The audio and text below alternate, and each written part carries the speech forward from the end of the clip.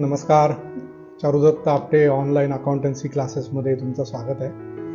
आजचा आपला भाग 2 आहे आणि जसं मी भाग 1च्या शेवटी तुम्हाला सांगितलं होतं की अकाउंटन्सी आणि ज्या अकाउंटिंग एंट्रीज आहेत त्या आपल्या भारत देशाशी कित्येक शेकडो आणि हजारो वर्षापूर्वीपासून हे आपल्याकडे कसं अस्तित्वात होतं ते मी तुम्हाला पहिलं सांगतो. चंद्रगुप्त मौर्य यांच्या काळामध्ये त्यांच्याकडे एक कौटिल्य म्हणून त्यांचे मंत्री होते आणि त्यांनी पुस्तक लिहिलं होतं. त्या पुस्तकाचं नाव होतं अर्थशास्त्र. म्हणजे कित्येक हजारो वर्षापूर्वीपासून आपल्याकडे ही अकाउंटन्सीची कला अवगत होती आणि त्यावेळेला त्यांनी त्या पुस्तकामध्ये अकाउंटन्सीचं महत्त्व काय, म्हणजे त्या काळामध्ये अर्थात अकाउंटन्सी हा शब्द नसणार, पण अर्थशास्त्र म्हणा किंवा जे काही आपले रोजचे त्यावेळचे त्यांचे व्यवहार असतील, त्या व्यवहाराची नोंद कशी करायची, त्याचं रेकॉर्डिंग कसं करायचं, याच्यावरती त्यांनी पुस्तक लिहिलं होतं. आणि त्याच पुस्तकाला नंतर कालांतराने देशीनामा असं नाव पडलं. तर सांगायचं तात्पर्य हे की आपल्या भारत देशाला आणि आपल्यासाठी आणि इनफॅक्ट मी तर असं म्हणेन की आपले जे पूर्वज होते, आजीचा आपला हिशोब किंवा आपल्या आईवडिलांचा हिशोब कुठे लिहून नाही ठेवायचे, पण तो तोंडी हिशोब त्यांचा असायचा. 1000 रुपये पगार जर का त्या काळामध्ये घरात आला तर वाण्याचे किती पैसे द्यायचे, दूधवाल्याचे किती द्यायचे, पेपरचे किती द्यायचे आणि किती दिले आणि किती शिल्लक आहे, हे आपल्या आईवडिलांच्या म्हणा किंवा आजी आजोबांच्या अगदी मनामध्ये आणि हाताच्या बोटावरती असायचं की आता आपल्याकडे किती आपले पैसे आपल्याकडे शिल्लक आहेत. तर अकाउंटन्सी मी तर असं म्हणेन की आपल्या भारतीयांच्या रक्तामध्येच आहे. पण जरी ते रक्तामध्ये असलं तरी त्याचं शास्त्रीय ज्ञान घेणं हे खूप महत्त्वाचं असतं. आणि या आपल्या व्हिडिओच्या माध्यमातून आपण तोच एक प्रयत्न करतोय की आपल्याला बुकिश नॉलेजकडे जायचं नाही आहे. बुकिश म्हणजे बुकमध्ये काय आहे, पुस्तकात काय आहे ते तर आपण शिकणारच आहोत, पण त्याच्या व्यतिरिक्त सुद्धा आपले प्रॅक्टिकल एक्सपिरियन्सेस किंवा जे आपल्या रोजच्या जीवनातल्या ज्या आपल्या घटना असतात त्याचा संदर्भ घेऊन जर का आपण शिकलो तर आपलं ज्ञान चांगलं पक्कं होईल. तर आता बुक कीपिंग म्हणजे काय, तर book keeping is nothing but recording of business transactions. म्हणजे आपले जे व्यवहार होतात ते व्यवहार रेकॉर्ड करणं याला बुक कीपिंग म्हणतात. आणि त्यातले जे ट्रान्झॅक्शन्स आहेत ते ट्रान्झॅक्शन रेकॉर्ड करणं याला आपण अकाउंटन्सी किंवा अकाउंटिंग ऑफ ट्रान्झॅक्शन्स असं म्हणू शकतो. आता हे जे मोठमोठे जे बिझनेसेस असतात, मग तो बिझनेस मोठा असो किंवा छोटा असो, त्यांचे व्यवहार आणि त्यांचे ट्रान्झॅक्शन्स एवढे होतात की ते सगळे तो जो कोण माणूस असेल, बिझनेसमन असेल, त्याच्या मनामध्ये किंवा त्याच्या लक्षात राहणं अवघड असतं. म्हणजे समजा आता आपण मे महिन्यामध्ये आहोत, तर मागच्या वर्षीच्या एप्रिल महिन्यामध्ये आपण काय खर्च केला किंवा या वर्षाच्या जानेवारीमध्ये आपण काय खर्च केला, किती खर्च केला, किती आपली जमा झाली, आपली किती विक्री झाली, हे सगळं लक्षात ठेवणं अवघड असतं. जरी आपण आजी आजोबांचं, आई वडिलांचं उदाहरण घेतलं तरी त्यांना फक्त 1 महिन्याचा हिशोब ठेवायचा असतो, पण इथे आपल्याला कित्येक महिन्याचा, कित्येक वर्षांचा हिशोब ठेवायला लागतो. आणि त्या हिशोबाची जर का नोंद नाही केली तर तो हिशोब आपल्याला किती फायदा झाला, आपल्याला किती नुकसान झालं, आपल्याला कोणाकडनं किती येणं आहे, आपल्याला कोणाला किती पैसे द्यायचे आहेत, हे सगळं कळणं आपल्याला अवघड आहे. आणि आपण जो बिझनेस करतोय त्या बिझनेसमधनं आपल्याला 4 पैसे मिळत आहेत का, आपले 4 पैसे जात आहेत, याच्यावरनं आपले जे भविष्यामधले जे आपल्या बिझनेस संदर्भातले जे निर्णय असतात ते निर्णय घ्यायला आपण जर का या सगळ्या व्यवहारांची, या सगळ्या ट्रान्झॅक्शन्सची जर का नोंद ठेवली तर या ज्या नोंदी आहेत त्या आपल्याला भूतकाळात काय झालं त्याच्यासाठी तर खूपच त्याचा आपल्याला उपयोग होतो, पण भविष्यामध्ये आपल्याला काय करायचं आहे, ह्याच्या पुढे आपल्या बिझनेसमध्ये किती वाढ करायची, कशी वाढ करायची आणि ती कुठल्या पद्धतीने करू शकतो, याच्यासाठी हे जे बुककीपिंग आणि अकाउंटन्सी आहे हे खूप महत्त्वाचं असतं. तर बुककीपिंग का महत्त्वाचं आहे, तर याच्यासाठी बुककीपिंग आणि अकाउंटन्सी हे खूप महत्त्वाचं आहे. आपण मगाशी चंद्रगुप्त मौर्य यांचं उदाहरण बघितलं, पण त्याच्यानंतरचं जे सिव्हिलायझेशन होतं त्याच्यामध्ये मोठमोठे जे श्रीमंत लोक किंवा सावकार लोक जे असायचे ते एजंट लोक अपॉइंट करायचे. त्यांचे सगळे व्यवहार आणि त्यांचे सगळे ट्रान्झॅक्शन्स लिहायला आणि ते पिरियॉडिकली त्यांच्या प्रॉपर्टीचं रेकॉर्ड असेल किंवा त्यांच्या खर्चाचे रेकॉर्ड असेल तर त्यांच्या एका चोपडीमध्ये, म्हणजे ती जी वही असते ना उभी, वरनं लाल कवर असतं, त्याच्यामध्ये त्याची सगळी नोंद करायची. पण या अकाउंटन्सीला शास्त्रीय स्वरूप, म्हणजे तुम्हाला 11वीच्या परीक्षेमध्ये हा प्रश्न कायम येईल, whether book keeping and accountancy is art or science. तर मी असं म्हणेन, चंद्रगुप्त मौर्य असेल किंवा आपलं आधीचं जे सिव्हिलायझेशन असेल त्या काळामध्ये हे आर्ट होतं, पण हे सायन्समध्ये याचं रूपांतर झालं 1494 साली. लुका डी बार्गो पॅसिलिओ नावाचा इटालियन मर्चंट होता. त्यांनी डबल एंट्री सिस्टम, म्हणजे एक ट्रान्झॅक्शन 2 लेगमध्ये. मागच्या भागामध्ये आपण तराजूचं एक एक्झाम्पल बघितलं, उदाहरण बघितलं होतं, एका पारड्यामध्ये एक आणि एका पारड्यामध्ये एक. तर तसं ही जी डबल एंट्री सिस्टम आहे ही 1499ला लुका डी बार्गो पॅसिलिओ या इटालियन मर्चंटनी, हा इटालियन जो व्यापारी होता, त्यांनी ही डबल एंट्री सिस्टम चालू केली. आणि त्याच्यामुळे काय झालं की 18वी शताब्दी आणि 19वी शताब्दी, 18th सेंचुरी आणि 19th सेंचुरी, याच्यामध्ये जे इंडस्ट्रीयल जे क्रांती झाली, रेव्होल्युशन झालं, त्याच्यामध्ये लार्ज स्केल ऑपरेशन झाले. प्रोडक्शनसुद्धा खूप मोठ्या प्रमाणात झालं, विक्रीसुद्धा खूप मोठ्या प्रमाणात झाली. रेव्होल्युशन म्हणजे क्रांती, म्हणजे एका ठराविक लेवलपासनं आपण एका ठराविक लेवलला, म्हणजे या लेवलपासून या लेवलला आपण एका मर्यादित काळामध्ये, एका छोट्या काळामध्ये जातो, त्याला क्रांती असं म्हणतात. आणि जी स्लो डेव्हलपमेंट होते त्याला एव्होल्युशन म्हणजे उत्क्रांती असं म्हणतात. तर उत्क्रांती आणि क्रांती याच्यामधला हा फरक आहे. तर जी औद्योगिक क्रांती जी झाली त्याला हे 1494मध्ये ही जी डबल एंट्री जी सिस्टम अस्तित्वात आली, त्याच्यामुळे त्याचा या औद्योगिक क्रांतीला खूप मोठा फायदा झाला. आणि त्याच्यामुळे काय झालं की मोठमोठ्या कंपन्या, जॉईंट स्टॉक कंपन्या असतील, त्या एक्झिस्टन्समध्ये आल्या, जिकडे मालक आणि मॅनेजमेंट यांच्यामध्ये सेपरेशन व्हायला सुरुवात झाली. आपल्या इथे नाही, युरोपामध्ये आणि परदेशामध्ये. म्हणजे आधी ही जी इंडस्ट्रीयल जी रेव्होल्युशन होती त्याच्या आधीपर्यंत काय असायचं, जो मालक असायचा तो सगळं अकाउंटिंग करायचा. आपल्याकडे सुद्धा छोटे छोटे जे आपले बिझनेसेस असतात त्याच्यामध्ये सेपरेट अकाउंटंट ठेवणं परवडत नाही. तर जो मालक असतो तोच दुकान बंद झालं की आपले रोजचे व्यवहार लिहून ठेवतो. आता तर UPI सिस्टममुळे जास्त सगळं सोपं झालं आहे. किती पैसे आले याचं रेकॉर्ड ठेवायला बँक अकाउंटमध्ये सगळे ऑटोमॅटिक आपले पैसे जमा होतात. पण त्या काळामध्ये ओनरशिप आणि मॅनेजमेंट हे सेपरेशन त्यावेळेला झालं. आणि अकाउंटिंगमध्ये प्रोफेशनलिझम जे आलं ते त्या काळापासून आलं असं म्हणायला हरकत नाही. त्याच्यामुळे काय व्हायला लागलं की जे ओनर्स होते त्यांचा इंटरेस्ट सेफगार्ड झाला आणि जे मॅनेजमेंट होते ते मॅनेजमेंट प्रोफेशनली काम करायला लागले.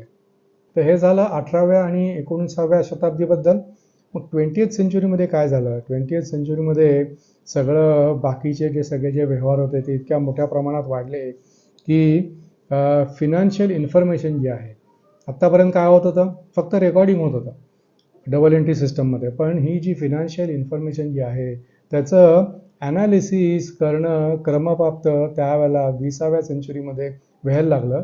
की जे आपण रेकॉर्ड करतोय त्या रेकॉर्ड केलेल्याचं महत्त्व काय, याच्यामधनं हा जो सगळा डेटा आहे आपल्याला काय सांगतो, याचं जे ॲनालिसिस जे ॲक्च्युली खरं सुरू झालं ते 20th सेंचुरीपासून सुरू झालं.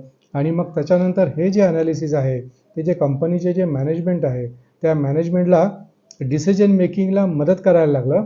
आणि accounting as a separate stream of profession, accounting as a separate profession किंवा accounting as a separate department हे या 20th सेंचुरीपासनं चालू झालं. आणि आता आपण 21व्या शतकामध्ये आहोत. तर आधी 20व्या शतकापर्यंत हे अकाउंटिंग जे आहे हे फक्त इंडिव्हिज्युअल पुरतं मर्यादित होतं. पण आता 21व्या शतकामध्ये हे अकाउंटिंग जे आहे यांनी मोठं इन्स्टिट्यूशनलाइज झालेलं आहे असं आपल्याला म्हणायला हरकत नाही. म्हणजे अकाउंटिंग करणाऱ्या मोठमोठ्या कंपन्या आता 21व्या शतकामध्ये अस्तित्वात आल्या. अकाउंटिंगचे पॅकेजेस आले मोठमोठी, फॉर एक्झाम्पल SAP असेल किंवा बाकीची काही अकाउंटिंगची पॅकेजेस असतील ज्याच्या किमती कित्येक शेकडो कोटींमध्ये जातात. त्याच्या किमती, थोडक्यात सांगायचं म्हणजे अकाउंटिंगला आपण जे म्हणतो अनन्यसाधारण महत्त्व एक्स्ट्रा ऑर्डिनरी एक्सेप्शनल इम्पॉर्टन्स आता प्राप्त झालेलं आहे. त्याच्यामुळे आपलं अकाउंटिंगचं नॉलेज पक्का असणं, तुम्ही कॉमर्स साईडचे जर का असाल तर अगदी 101% पक्का असणं खूप महत्त्वाचं आहे. पण तुम्ही बाकीच्या जरी कुठल्या फील्डमधला असाल तरी हे अकाउंटिंगचं नॉलेज असणं खूप महत्त्वाचं आहे. तर हे झालं इंट्रोडक्शन. व over a period of time म्हणजे 1494 पासून किंवा त्याच्या आधी चंद्रगुप्त मौर्यांच्या काळापासून ते 18वी शताब्दी, 19वी शताब्दी, 20वी शताब्दी आणि आता आपण 21st सेंचुरीमध्ये आहोत. तर 21st सेंचुरीमध्ये अकाउंटिंग कसं डेव्हलप होत गेलं, कसं इव्हॉल्व होत गेलं आणि त्याचं महत्त्व कसं वाढत गेलं हे सगळं आपण पाहिलं. आता अकाउंटिंगचं बुककीपिंग आणि अकाउंटिंगचं डेफिनेशन काय आहे ते आपण बघूया. वेगवेगळ्या लोकांनी वेगवेगळ्या याच्या डेफिनेशन सांगितलेल्या आहेत, पण सगळ्यांचा जो मतितार्थ आहे, सगळ्याचा जो गाभा आहे, सगळ्याचा जे बेस मिनिंग आहे ते बेस मिनिंग सेमच आहे. सोप्या शब्दात जर का सांगायचं झालं तर bookkeeping means recording of business transactions in the books of accounts in a systematic way. म्हणजे जे काही ट्रान्झॅक्शन्स आहे ते पद्धतशीरपणे त्याची नोंद करणे, मग ती मॅन्युअल असेल किंवा कॉम्प्युटरमध्ये असेल, याला आपण बुक कीपिंग म्हणू शकतो. All the monetary transactions are recorded date wise for accurate business result. म्हणजे नुसते ट्रान्झॅक्शन्स रेकॉर्ड नाही करायचे, ते डेट वाईज सिक्वेन्शियली रेकॉर्ड करायचे की ज्याच्यामुळे आपल्याला आपल्या बिझनेसचे ॲक्युरेट जे काय आपले रिझल्ट्स आहेत ते रिझल्ट्स मिळतील आणि या रिझल्टची summary at the end of the year आपल्या बिझनेसपासून आपल्याला काय मिळालं किंवा आपल्याकडनं काय लॉस झाला तर आपण काय गमावलं हे आपल्याला सरतेशेवटी वर्षाच्या अखेरीला, काही जण मंथली पण करतात, काही जण क्वार्टरली पण करतात, पण इन जनरल वर्षाच्या अखेरीला हे आपल्याला समजतं. Book keeping is an art or also science of systematically recording, classifying and also summarizing the financial transactions of a business for a particular period, generally 1 year. जसं मी सांगितलं, चंद्रगुप्त मौर्य त्याच्यापासून पुढे 1494 पर्यंत हे आर्ट होतं आणि मला असं वाटतं की 1494 नंतर हे आर्ट जे आहे हे आर्ट सायन्समध्ये डेव्हलप होत गेलं, कारण क्लासिफिकेशन झाले, रेकॉर्डिंगचे वेगवेगळे सिस्टम्स आले, रूल्स आले, त्याच्यामुळे हे सगळ्या गोष्टी आल्यामुळे now it is a art also and it is a science also. Science जरी आपल्याला माहिती असेल तरी आपले बेसिक जर का पक्के असतील, आपल्याला हे आर्ट जर का आत्मसात झाला असेल तर हे आर्ट आणि सायन्सचं कॉम्बिनेशन आपण करून अतिशय उत्तमपणे आपला बेस पक्का करू शकतो. या अकाउंटिंगच्या डेफिनेशन्समध्ये काही काही मोठमोठे थोर लोक पण होऊन गेले या अकाउंटन्सी फील्डमध्ये, ज्यांनी आपली स्वतःची पुस्तकं पण लिहिलेली आहेत. त्या लोकांनी पण त्यांचं बुककीपिंगसाठी त्यांची डेफिनेशन आपल्याला सांगितलेली आहे. रिचर्ड ई स्ट्रॅहॅम यांच्या मते the art of analysing and recording business transactions, reporting results of business operations through periodic statements and interpreting such results for purpose of effective control of future operations. हे effective control जे आहे मित्रांनो, विद्यार्थ्यांनो, हे खूप महत्त्वाचं आहे. तर या रिचर्ड साहेबांप्रमाणे definition of book keeping is this. नंतर जे.आर. बाटल्यूबाय म्हणून आहेत, त्यांच्या दृष्टीने book keeping is an art of recording business dealing in a set of books. Set of books कुठले कुठले काय काय आहेत ते जसं मी आपल्या पहिल्या लेक्चरमध्ये सांगितलं. आपण हे सगळे बुक्स आहेत ज्याच्यामध्ये अकाउंटिंग एंट्री रेकॉर्ड होतात, हे सगळे आपण बघणार आहोत.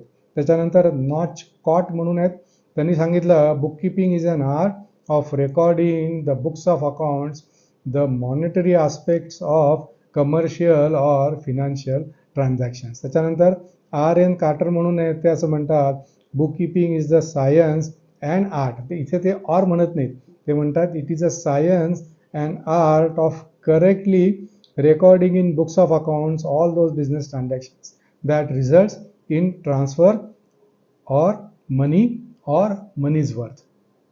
म्हणजे ट्रान्सफर ऑफ ॲसेट्स असेल त्याच्यासाठी पण आर्थिक मोबदला असायला पाहिजे, मनी और मनीज वर्थ. तर अशा हे 4 लोकांच्या मते बुक कीपिंग आणि अकाउंटन्सीची डेफिनेशन आहे. सिम्पल वर्ड्समध्ये जर का आपल्याला लक्षात ठेवायचं असेल तर book keeping is an art of recording day to day business transactions correctly in the books of accounts. हे आपण एवढं लक्षात ठेवलं तरी आपल्याला पुरेसं आहे. बुक किपिंगमुळे बुक किपिंगचे फीचर्स काय आहेत, वैशिष्ट्य काय आहेत, हे जर का आपण बघितलं तर it is the method of recording day to day business transactions.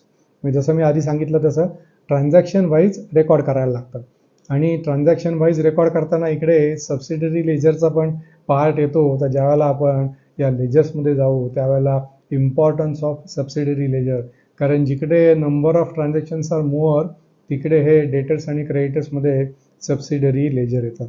दुसरं फीचर जर का आपण बघितलं, only financial transactions are recorded. म्हणजे ज्या वेळेला ट्रान्झॅक्शन होतं तेच फक्त याच्यामध्ये रेकॉर्ड होतं. आपण जर का फक्त सांगितलं की मी हे भविष्यामध्ये करीन, किंवा आपल्याला समोरच्यानी कोणी सांगितलं की मी हे तुमच्यासाठी भविष्यामध्ये करीन, किंवा भविष्यामध्ये मी तुम्हाला आता आंब्याचं सीझन चालू आहे तर उद्याला मी तुम्हाला 1 डझन आंबे देईन, तर त्याचं रेकॉर्डिंग आज नाही होत. ज्या वेळेला ते आपल्याला आंबे देतील त्यावेळेला त्याच्या पुस्तकात तो आपल्याला आंबे दिले म्हणून तो त्याचं रेकॉर्डिंग करेल आणि आपल्याला आंबे मिळाले म्हणून आपण आपल्या पुस्तकामध्ये आपला ऑफकोर्स आंब्याचा बिझनेस असेल तर, नाही तर आपल्या पोटामध्ये ती आंब्याची एंट्री रेकॉर्ड होईल. तिसरं जे फीचर आहे ते all records are prepared for a period which are useful for future references. Records of transactions are based on rules and regulations. हे रूल्स अँड रेग्युलेशन जे आहे याच्यावरती आपण जास्त फोकस करणार आहोत, कारण हे रूल्स आणि रेग्युलेशन जर का आपल्याला समजले तर आपलं अकाउंटन्सी 100% पक्कं होणार. जसं मी पहिल्या भागात सांगितलं, पहाटे 4 वाजता उठून जरी कोणी अकाउंटिंग एंट्री विचारली, हे रूल्स जर का आपल्या मनामध्ये पक्के असतील तर अगदी आपल्याला अवश्य सांगता येईल. 5वा पॉईंट आहे, it is an art of recording business transactions scientifically. म्हणजे हे जे फीचर्स आहेत, आपण जे आधी डेफिनेशन बघितल्या बुक किपिंगच्या, आणि हे फीचर्स आहेत they all are going hand in hand. हे दोन्हीचं हँड इन हँड जातात, फीचर्स आणि आपण जी डेफिनेशन बघितली ती.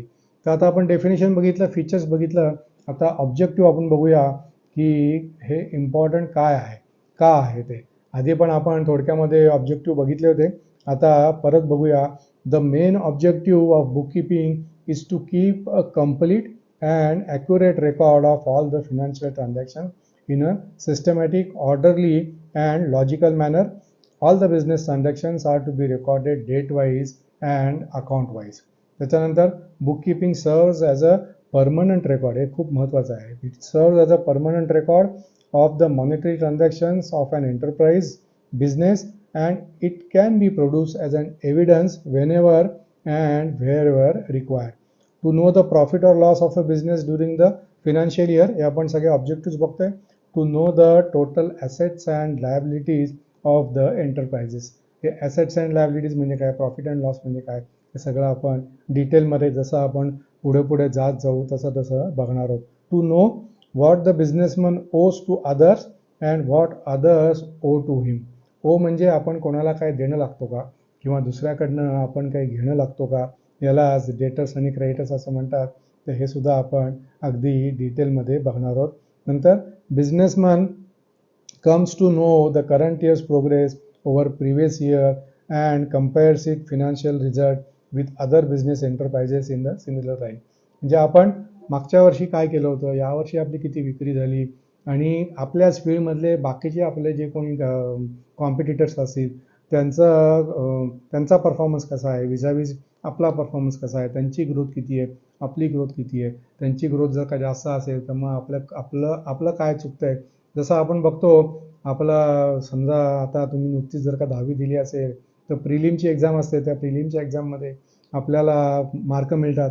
त्याच्यात समजा आपल्याला 80% मार्क मिळाले आणि आपली 90ची अपेक्षा असेल तर मग आपण अनालाइज करतो की आपलं काय चुकलं, किंवा आपल्याला कशा पद्धतीने अभ्यास करायला पाहिजे की जेणेकरून फायनल एक्झाममध्ये मला आत्ता प्रिलिमला जरी 80 मिळाले असतील तरी फायनलमध्ये मला 90+ मार्क मिळतील. तर हे जे आपण बिझनेसचं जे रेकॉर्डिंग करतो, या बिझनेसच्या रेकॉर्डिंगमध्ये सुद्धा मागचं वर्ष, हे वर्ष, त्याच्या पुढच्या वर्ष, असं वर्षानुवर्षाचे रेकॉर्ड्स आपल्याकडे असल्यामुळे आपण ते कम्पेअर करू शकतो आणि दुसऱ्यांशी पण आपण, म्हणजे दुसऱ्या बिझनेसेसशी पण आपण कम्पेअर करू शकतो. मार्कांची मात्र कंपॅरिझन करायची नाही. आपले जे मार्क आहेत ते आपले मार्क आहेत. आता आपण हे जे सगळे ऑब्जेक्टिव्ह बघितले त्या प्रत्येक ऑब्जेक्टिव्हमध्ये एक एक कीवर्ड होता आणि त्या कीवर्डचं आता आपण फर्दर एक्सप्लेनेशन बघूया की त्या कीवर्डचं मीनिंग काय आहे ते. पहिलं होतं रेकॉर्डिंग ऑफ बिझनेस ट्रान्झॅक्शन्स. तर रेकॉर्ड म्हणजे काय, रेकॉर्ड का करायचं, तर it is not possible for anyone to remember all transactions. सगळे इतके हजारो आपले ट्रान्झॅक्शन होतात, लक्षात राहत नाहीत. त्याच्यामुळे it is not possible for anyone to remember all the transaction, but book keeping maintains records of all the transactions permanently and systematically in the books of account. दुसरा आहे financial information. Book keeping is useful to get information related to profit and loss, assets and liabilities, investment, stock इत्यादी इत्यादी. या सगळ्याची माहिती आपण ज्या वेळेला रेकॉर्ड करतो त्यावेळेला ही जी सगळी फिनान्शियल इन्फॉर्मेशन आहे ती आपल्याला समजते. आणि नॅचरली फिनान्शियल इन्फॉर्मेशन आपल्याला समजली की त्याच्यामुळे काय होणार, डिसिजन मेकिंग जे आहे, book keeping provides financial information to the businessman for decision making. आणि डिसिजन मेकिंग आलं की त्याचबरोबर कुठला जर का आपण आपला डिसिजन जर का चुकला असेल तर तो भविष्यात का चुकला नाही पाहिजे, कसा चुकला नाही पाहिजे, त्याच्यासाठी of course controlling. Book keeping enables the executives of the business to control the activities of business. खर्च जास्त होतोय का किंवा अजून कुठल्या गोष्टीमध्ये इम्प्रूव्हमेंट व्हायला पाहिजे का, हे सगळं कंट्रोलिंगमध्ये येतं. त्याच्यानंतर पाचवा एव्हिडन्स. कधी कधी आपण ज्या वेळेला बिझनेस करतो त्यावेळेला इन्कम टॅक्सच्या नोटीस येतात, GSTच्या नोटिसेस येतात. तर त्याच्यासाठी book keeping is useful to find out the tax liabilities. Income tax असेल किंवा प्रॉपर्टी टॅक्स असेल किंवा GST असेल, त्याच्यासाठी हे जे सगळे आपण जे काही सगळे आपलं रेकॉर्डिंग करतो त्याचा एव्हिडन्स ठेवणं खूप महत्त्वाचं असतं. आपण कुठेही जरी गेलो, आपल्याला विचारतात, MSEBच्या ऑफिसमध्ये गेलो, मागची पावती दाखवा पैसे भरलेल्याची, तर तसं हे एव्हिडन्स असणं खूप महत्त्वाचं असतं. आणि last but not the list, tax liability calculate व्हायला, GST असेल, मग तो इन्कम टॅक्स असेल, त्याच्यासाठी हे जे आपण सगळं रेकॉर्डिंग करतो त्याच्यामुळे जो आपला प्रॉफिट अँड लॉस बनतो, त्याच्यामुळे जो आपला बॅलन्स शीट बनतो, त्याच्यावरनं आपली टॅक्स लायबिलिटी किती आहे, आपल्याला किती टॅक्स भरायचा आहे, हे आपल्याला त्याच्यामुळे समजतं. तर इम्पॉर्टन्स फीचर्स आपण बघितले. तर बुक किपिंगचं इम्पॉर्टन्स काय आहे, तर बुक किपिंगचं इम्पॉर्टन्स हे आत्ता जे आपण पॉईंट्स बघितले सगळे, तर या पॉईंटवरनं बुक किपिंगचं जे इम्पॉर्टन्स आहे ते आपल्या लक्षात येतं. आता इम्पॉर्टन्स तर आहे, फीचर्स पण आहेत, पण याचा ॲज अ बिझनेसमन मला उपयोग काय, हा विचार नॅचरली बिझनेसमनच्या मनामध्ये येणारच. कारण तो बिझनेस करतो आणि अकाउंटिंग करायचं म्हणजे सेपरेट खर्च असतो त्याच्यासाठी. तर हा खर्च मी का करावा, हा विचार जर का बिझनेसमनच्या मनात आला तर त्याच्यामध्ये काही नवल नाही आहे. तर युटिलिटी ऑफ बुक किपिंग, मग तो बिझनेसमॅन असो किंवा आपलं इंडिव्हिज्युअल असो, त्याची युटिलिटी काय आहे हे समजणं पण महत्त्वाचं आहे. जो बिझनेसचा जो ओनर असेल त्याच्यासाठी काय आहे utility, the businessman can find out profit, losses, assets and liabilities of an enterprise at any time. कुठल्याही क्षणाला तो आपल्या बिझनेसमध्ये काय नक्की चाललं आहे, ओनर जो असेल तो या सगळ्या रेकॉर्ड्सवरनं बघू शकतो. दुसरी याच्यामध्ये पार्टी इन्व्हॉल्व कुठली आहे, मॅनेजमेंट. आपण बघितलं 18व्या आणि 19व्या शतकामध्ये जेव्हा इंडस्ट्रीयल क्रांती झाली, रेव्होल्युशन झालं, त्यावेळेला ओनर आणि मॅनेजमेंट सेपरेशन झालं. तर मॅनेजमेंट जी आहे त्या मॅनेजमेंटला सुद्धा ह्याच्यापासून फायदा होतो. Management of an enterprise can plan, take decision and control overall business activities. आता बिझनेस जसा वाढतो, बिझनेस वाढल्यानंतर आपल्याकडे जे स्वतःचे जे पैसे असतात नॅचरली ते पैसे कमी पडतात. आणि अजून जर का बिझनेस वाढवायचा असेल तर इन्व्हेस्टमेंट आपल्याला लागते आणि त्याच्यासाठी इन्व्हेस्टर्स आपल्याला लागतात. माझा अकाउंटिंग बाय ॲप्टे प्लस हा शेअर मार्केटवरचा चॅनल आहे. त्याच्यामध्ये इन्व्हेस्टर्सचं महत्त्व काय आहे त्या चॅनलवरचे व्हिडिओ जर का तुम्ही बघितले तर तुमच्या लक्षात येईल. तर आपल्याला इन्व्हेस्टर्ससुद्धा लागतात. पण मग ते इन्व्हेस्टर आपल्यामध्ये आपला जो बिझनेस आहे त्या बिझनेसमध्ये पैसे कसे गुंतवणार, त्यांना आपण कसं सांगणार की माझा बिझनेस प्रॉफिटेबल आहे, नाही आहे, चांगला आहे, वाईट आहे. तर जे इन्व्हेस्टर्स असतात, investors can take proper decision whether to invest or not based on our books of accounts. तर जे इन्व्हेस्टर्स आहेत त्यांच्यासाठी सुद्धा बुक किपिंग आणि अकाउंटन्सी हे फायद्याचं ठरतं. कस्टमर्स, आपल्यासारखे लोक आपण कस्टमर्स आहोत. Customers can easily understand financial position of the business.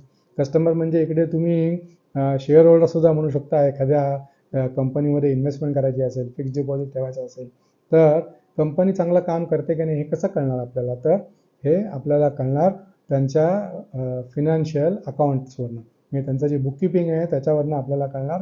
So customer can be assured also about supply of goods, म्हणजे not only investment, not only बाकीचे डिसिजन्स, पण कोणाला जर का एखाद्या कंपनीला काही माल जर का सप्लाय करायचा असेल, त्या कंपनीची पोझिशन कशी आहे, कंपनी चांगली आहे का, कंपनीचे पैसे व्यवस्थित मिळतात का, का कंपनी डबघाईला आली आहे, हे सुद्धा कंपनीच्या बुक्स ऑफ रेकॉर्ड जे आहे, जे बुक्स ऑफ अकाउंट्स आहेत त्याच्यावरनं कळतं.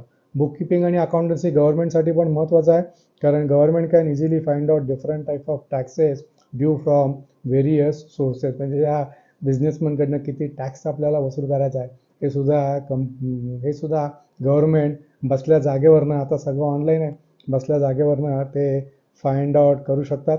लेंडर्स म्हणजे जर का इन्व्हेस्टर नसेल आणि एखाद्या बिझनेसमॅननी लोन घेतला असेल, तर ज्या बँक्स असतात ते लोन द्यायचं की नाही हे सुद्धा आहे कंपनीचे जे बुक्स ऑफ अकाउंट आहेत त्याच्यावरनं ते ठरवतात. Money lenders can find financial standing of the enterprises for decisions to lend the money or not. त्याच्यानंतर development, business enterprise can achieve the business growth with the help of accounting. तर bookkeeping आणि accountancy जी जी त्याचं जे महत्त्व आहे, त्याची जी युटिलिटी आहे, ती युटिलिटी अशी खूप व्हास्ट आहे, असं आपल्याला म्हणायला हरकत नाही. आता व्हिडिओच्या शेवटी आपण प्रत्येक डेफिनेशनमध्ये हे बघितलं की bookkeeping is an art and science. तर त्याचप्रमाणे बुककीपिंग आणि अकाउंटन्सी, जसं राम और श्याम, सीता और गीता असं आपण एकत्र म्हणतो, तसं बुककीपिंग आणि accountancy goes hand in hand. पण हे जरी हँड इन हँड जरी असले तरी याच्यामध्ये थोडासा एक फरक आहे. जसं आपण 19-20 म्हणतो, तसा 19-20चा फरक याच्यामध्ये आहे. आणि बऱ्याचदा परीक्षेमध्ये यातला डिफरन्स पण विचारतात. पण हे जे आपले सगळे जे लेक्चर्स आहेत ते परीक्षेसाठी नाही आहेत, तर आपलं जे ज्ञान आहे अकाउंटन्सीचं ते पक्का करण्यासाठी आहे. हे मात्र लक्षात ठेवा. तुमच्या परीक्षेसाठी तुम्हाला तुमच्या कॉलेजमध्ये किंवा तुम्ही ज्या क्लासला जात असाल त्या क्लासमध्ये तुम्हाला काय शिकवतात त्याच्याप्रमाणेच तुम्हाला उत्तरं लिहायची आहे, ते लक्षात ठेवा, म्हणजे जेणेकरून आपलं मार्कांचं स्कोरिंग वाढेल. तर डिफरन्स बिटवीन बुककीपिंग आणि अकाउंटन्सी, पहिलं म्हणजे मिनिंग. दोघांच्या मिनिंगमध्ये काय फरक आहे? तर बुककीपिंग म्हणजे it is concern with the recording and classifying the business transactions, whereas accountancy it is related with recording, classifying, summarising, analysing and interpreting the financial data. म्हणजे बुककीपिंग आपल्याला असं म्हणायला हरकत नाही की बुककीपिंग थोडंसं छोटं आहे, पण अकाउंटन्सी हे सर्व समाविष्ट, म्हणजे बाकीच्या ज्या काही फीचर्स आपण बघितले किंवा त्याचा इम्पॉर्टन्स बघितला बुककीपिंग आणि अकाउंटन्सीचा, तर या मिनिंगमध्ये अकाउंटन्सीचं जे आपण आत्ता मिनिंग ऐकलं त्या मिनिंगमध्ये इट इज मोर.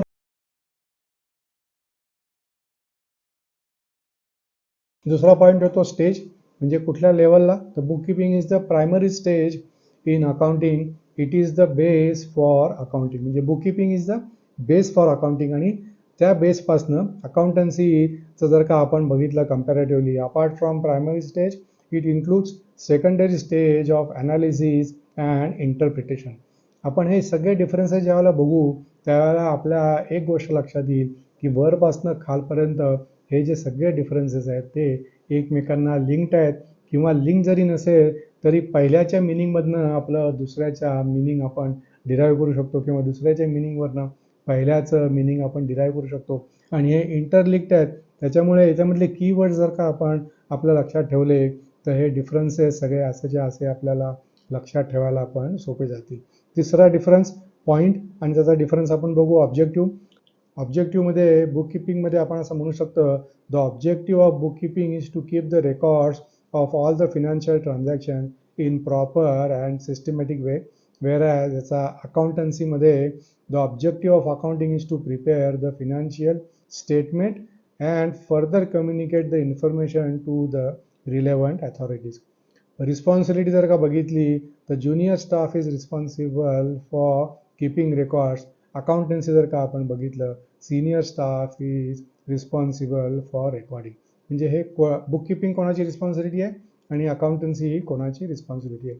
आउटकम जर का आपण बघितला तर book keeping basically results in journal and ledger, whereas accountancy results in profit and loss आणि बॅलन्स शीट. म्हणजे बुक कीपिंगचं रिझल्टंट जे रिझल्ट आहे ते that is profit and loss and balance sheet. Period जर का म्हणलं तर book keeping gives day to day details, accountancy gives details of entire year. पूर्ण वर्षभराचं, मागच्या वर्षाचं, त्याच्या मागच्या वर्षाचं सगळे डिटेल्स आपल्याला अकाउंटन्सीमध्ये मिळतात. ॲनालिसिसचा जर का आपण विचार केला, the process of book keeping does not required any analysis. त्याच्यामध्ये आपल्याला जर का डेबिट क्रेडिटचे रूल, अकाउंटचे टाईप माहिती असतील तर आपण म्हणतो ना स्टिरिओ टाईप वर्क, आपण त्याप्रमाणे बुक कीपिंग करू शकतो. की एखादं कुठलं ट्रान्झॅक्शन आलं, मी अकाउंटिंगमध्ये एक्सपर्ट आहे तर ते बुक कीपिंग करायला अतिशय, ती एंट्री करायला अतिशय सोपं असतं. आणि व्हेअरॅज अकाउंटन्सी जर का आपण बघितलं तर accountant uses book keeping information to analyse and interpret the data and then compiles it into report. म्हणजे अकाउंटंटचं जे काम आहे ते जे रेकॉर्डिंग केलेलं आहे त्या रेकॉर्डिंगचं सगळे ट्रान्झॅक्शन्स ॲब्सॉर्ब करणे, ते कंपाईल करणे आणि त्यातनं डिसिजन मेकिंगसाठी एक फायनल रिझल्टंट फिगर काढणं, त्याचं ॲनालिसिस करायला तो डेटा इनेबल करायचा, हे अकाउंटंटचं काम आहे. Decision making, management cannot take any decision based on the data provided by book keeping. कारण एवढे ट्रान्झॅक्शन्स असतात, डे टू डे ट्रान्झॅक्शन्स असतात, त्याच्यावरनं मॅनेजमेंट काय डिसिजन घेणार. Whereas depending on the data provided by the accountants, the management can take critical business decision. हे अकाउंटन्सीमुळे आपल्याला शक्य होतं. सगळ्यात शेवटचा, स्किल सेट काय काय रिक्वायर्ड आहे. तर बुक कीपिंगसाठी analytical skill is not required for book keeping. Book कीपिंगसाठी आपल्याला जनरल नॉलेज जे आहे अकाउंटन्सीचं ते असेल तरी पुरतं.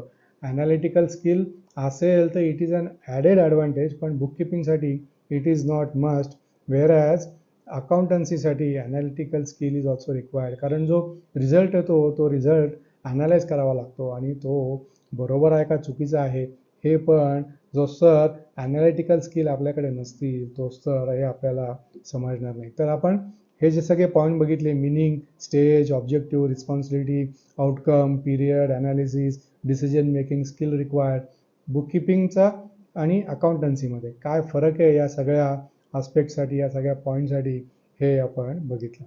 तर हा जो आत्ताचा आपला भाग आहे, या भागामध्ये आपण बुक कीपिंगबद्दल बोललो.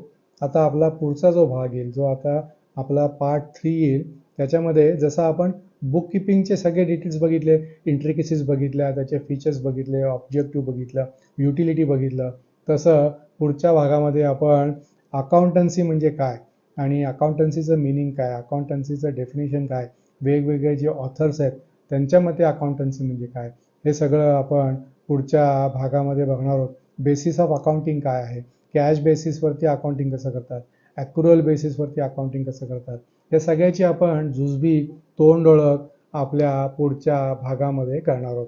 तर हा भाग तुम्हाला कसा वाटला कॉमेंटमध्ये मला अवश्य विचारा. व्हिडिओच्या चॅनलला अजून सबस्क्राईब केलं नसेल, Charudatta Apte's online accountancy classes, subscribe केलं नसेल अवश्य सबस्क्राईब करा आणि तुमच्या मित्रमंडळींना पण आपल्या व्हिडिओची लिंक फॉरवर्ड करा आणि त्यांचं पण अकाउंटन्सीचं नॉलेज वाढवायला मदत करा. तर हा होता आपला भाग 2, पूर्णपणे बुक कीपिंगला समर्पित. आता भाग 3 मध्ये पुढचा जो भाग येईल त्याच्यामध्ये जसं मी आधी सांगितलं तसं आपण अकाउंटन्सी या ह्याच्यावरती, ही जी कन्सेप्ट आहे अकाउंटन्सीचा जो पार्ट आहे त्याच्यावरती आपण ह्याच्यामध्ये डिटेलमध्ये बोलणार आहोत. तर हा भाग बघितल्याबद्दल धन्यवाद. भेटूया लवकरच आपल्या भाग 3 मध्ये अकाउंटन्सी.